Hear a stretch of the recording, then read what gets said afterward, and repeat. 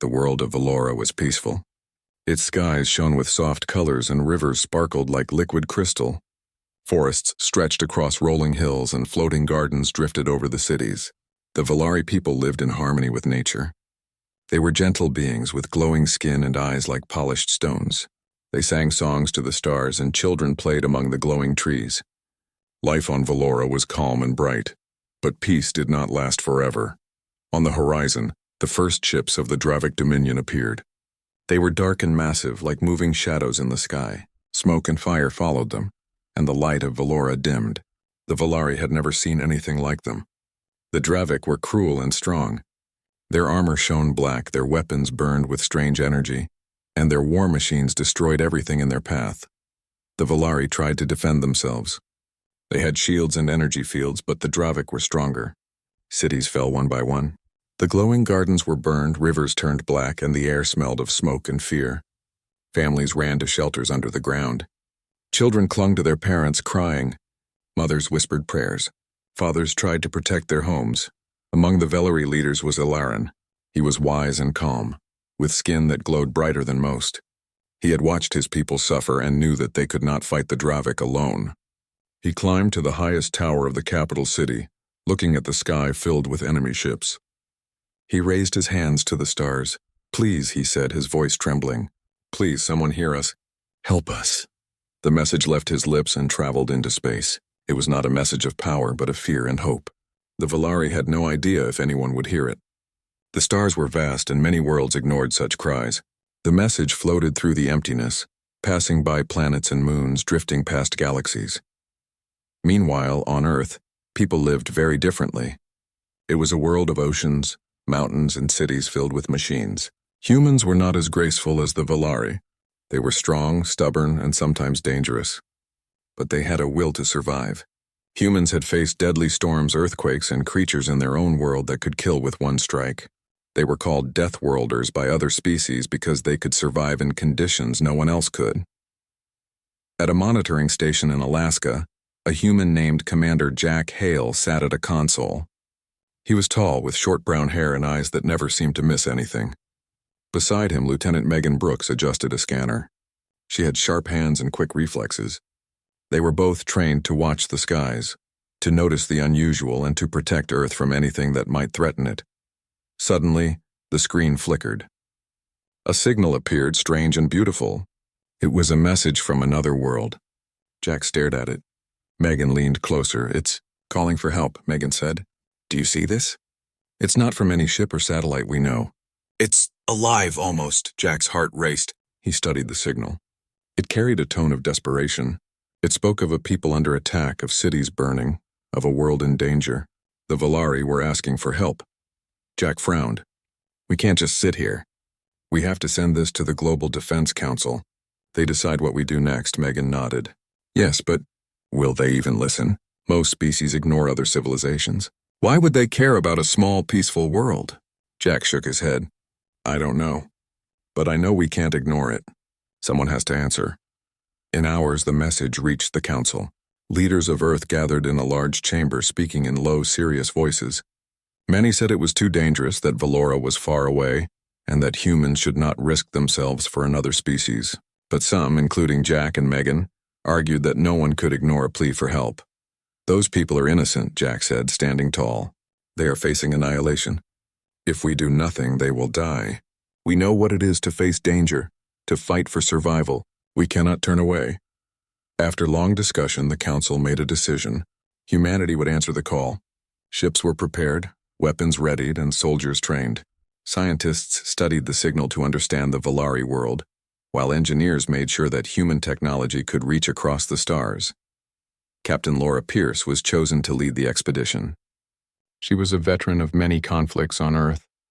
Her hair was cut short and her eyes were sharp and calm. She had faced storms, dangerous creatures, and enemies stronger than humans thought possible. She would lead her team into the unknown. Among her crew were Sergeant Dylan Cross, a soldier known for bravery and clever thinking, and Dr. Aaron Blake, a biologist who studied life forms.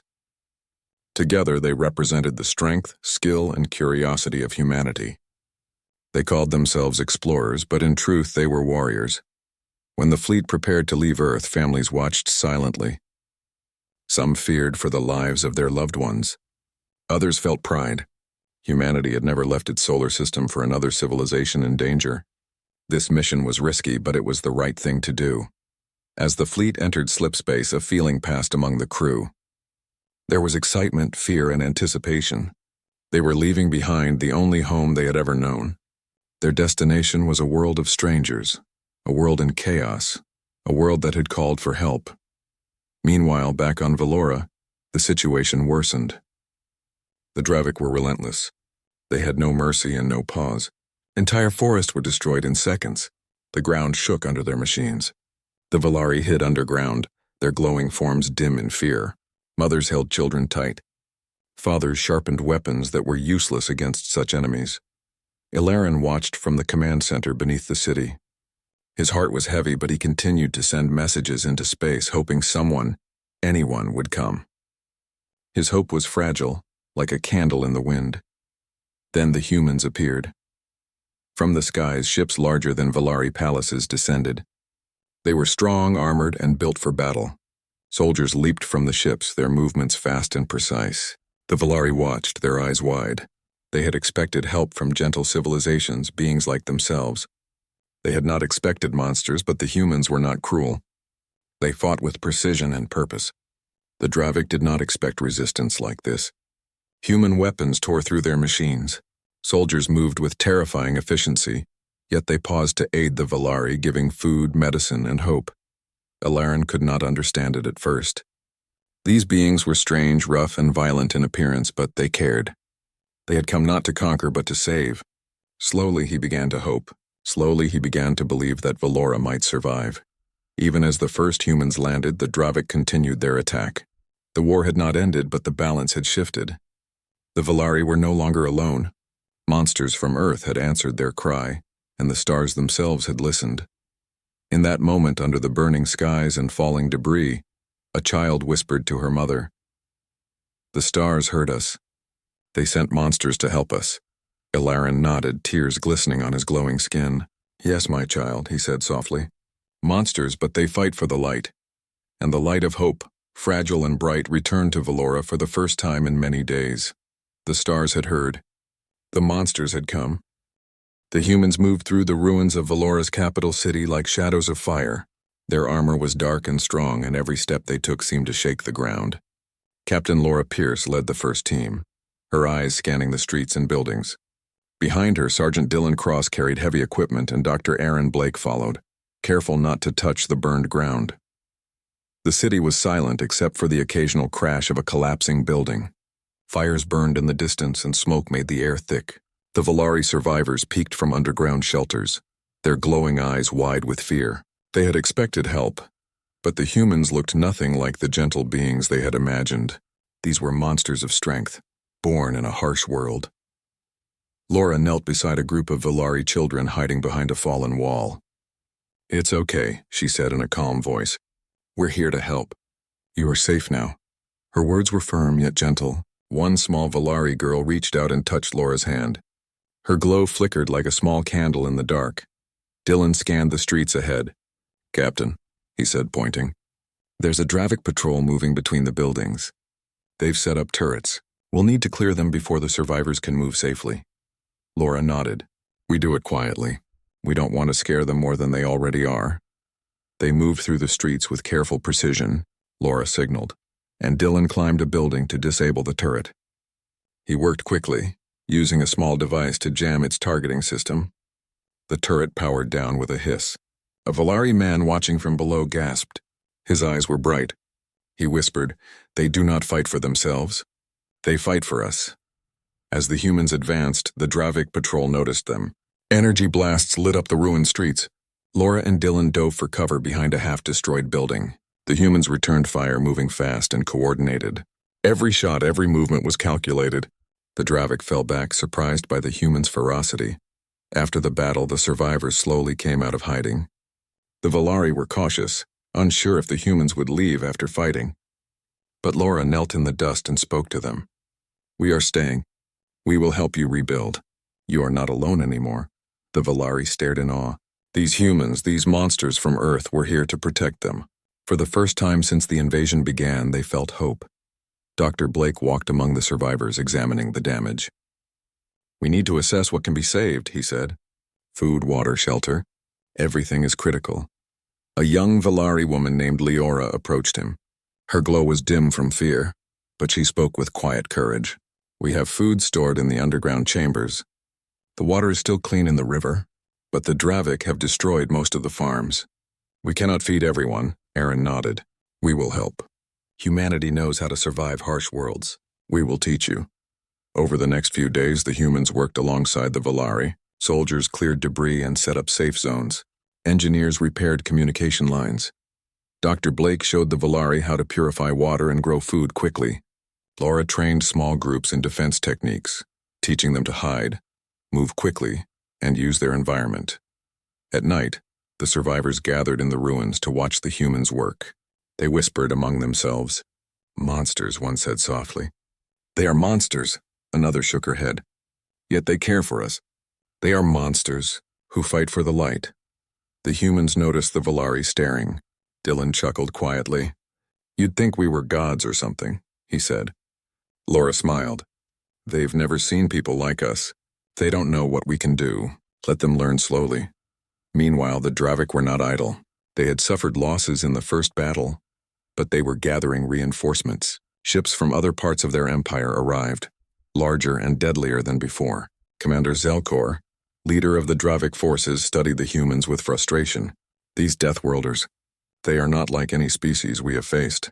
They adapt. They fight with skill and courage. We cannot crush them easily." On Valora, Alarin continued to coordinate the survivors. He met with Laura and her team in a large underground chamber. "We are grateful for your help," he said. "But the Dravik will not stop. They will return with greater force. How can we survive against such an enemy?" Laura placed a hand on the glowing table between them. "You survive by fighting smart, by using what you have, and by trusting each other. We will teach you." "You are stronger than you know," Dylan added. "The Dravik do not understand our ways. They think the hardest strike wins the fight. We will show them that cleverness, courage, and willpower matter more." Over the following weeks, the humans trained the Valari in small squads. They learned to move silently, to use terrain for defense, and even to strike with precision using simple weapons adapted from human designs. The Valari were quick learners, but still fragile compared to the humans. Laura and Dylan often stayed close to protect them during exercises. One evening, as the sun set and painted the sky in red and gold, a small group of Valari children approached Captain Laura. They carried scraps of metal and glowing plants. "We want to help," a boy said. "We want to fight too." Laura knelt to their level. "You are learning and you are brave, but you must be careful. This is not play. You can help by learning and preparing. That is your strength right now." The children nodded, understanding more than Laura expected. Even in fear, they wanted to be part of the fight. As the humans prepared for a larger attack, Dr. Blake studied the Dravik machines that had been left behind. "These machines are dangerous," he said, "but they have weaknesses. If we understand them, we can stop them before they destroy more of your world." Leora and other Valari watched him work. "You study your enemy while we fight?" she asked. Aaron smiled. "Fighting is not enough. To survive, we must know the enemy. Then we can win without losing everything." The humans also discovered the strange effect they had on the Valari themselves. The Valari's glowing skin became brighter when near the humans. Children's laughter returned when humans were nearby. It was as if hope itself was contagious. The soldiers noticed it too. Dylan commented one day, "These little people, they shine brighter than any light we've ever seen. Makes you feel stronger, doesn't it?" Laura nodded. "It does. And that is why we fight. Not just for survival, but for those who cannot fight alone." The Dravik, seeing their attacks fail, became more ruthless. They sent bombing strikes to flatten villages and targeted any sign of human activity. During one attack, a Dravik warship fired a plasma beam that destroyed a small settlement. Humans and Valari scrambled to rescue survivors. Flames burned everywhere and the air was thick with smoke. Dylan shouted to a group of Valari hiding under rubble. "Stay low, move fast. Follow me." He carried one of the smaller children in his arms while Laura provided cover fire. Dr. Blake helped pull another from under debris. By the end of the battle, the humans had saved nearly everyone, but the Valari realized the Dravik would not stop. After the attack, Ilarin gathered his people. "The humans are not just warriors," he said, his voice trembling. "They are our hope. They are our protectors. But we must learn to defend ourselves or hope will not last." The Velari nodded. They began to train harder, to move faster, and to trust in the humans' guidance. Even those who had once feared the monsters began to see them differently. They were not only strong, they were brave and they cared. Weeks passed and the humans became a permanent presence on Valora. Soldiers patrolled the city, engineers repaired broken streets, and doctors treated the wounded. Slowly, life began to return. Velari children played again under the glowing trees, and the survivors rebuilt their homes. At night, Laura stood on a ridge overlooking the city. The fires of battle were gone, replaced by small lights of hope. Dylan joined her. "It's quiet," he said, watching the stars. "Too quiet, maybe." "The Dravik are still out there waiting." Laura nodded. "Yes, but we've changed the balance. They know now that Valora is not undefended. And that is just the beginning. We will keep fighting until your world is safe." Dylan smiled slightly. "You think the Velari can survive this?" Laura's eyes shone with determination. "They can survive. And they will. Because they have to. And because we are here. The stars have heard their cry and we answered. Nothing can stop that now." Ellerin watched from below, his glow steady and bright. For the first time he believed in the impossible. The humans, the monsters of Earth, had come to Valora. They had not come to conquer. They had come to fight. And in their fight they had brought hope, courage, and light. The Dravik would return stronger and angrier. But the Velari would not face them alone. The humans had shown them what monsters could do for good.